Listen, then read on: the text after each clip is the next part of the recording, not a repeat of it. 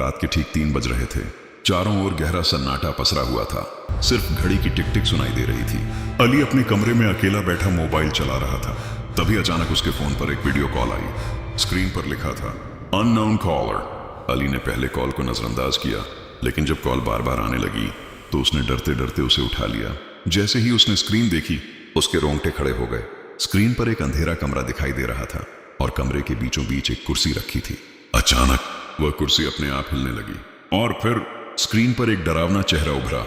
सफेद आंखें, बिखरे बाल और खून से सनी मुस्कान। घबराकर अली ने तुरंत कॉल काट दी। कुछ ही सेकंड बाद उसके फोन पर एक मैसेज आया, पीछे मुड़कर मत देखना।